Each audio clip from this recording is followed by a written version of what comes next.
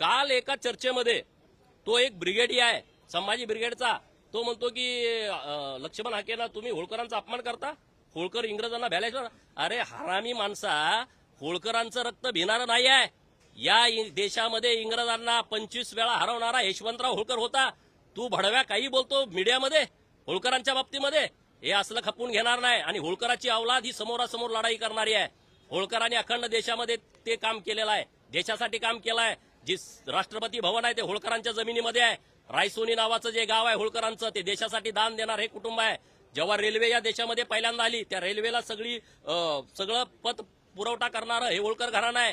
पहिल्यांदा रेल्वे हत्तीनं ओढली जायची, ते हत्ती होळकरांनी दिलेले आहेत. एक ना अनेक विषय आहेत. या देशामधल्या सगळ्या मंदिरांचा जीर्णोद्धार त्यांनी केलेला आहे. मग कोणीतरी येतं आणि तुम्ही राजकारणासाठी बोलता, हे अजिबात खपवून घेतला जाणार नाही. आणि तुम्ही म्हणत असाल आम्ही दादागिरी करू, आम्हाला पाहिजे तसं करू, आम्ही म्हणतोय तेच महाराष्ट्रामध्ये घडल. ह्या महाराष्ट्रात तसा सोपा राहिलेला नाही.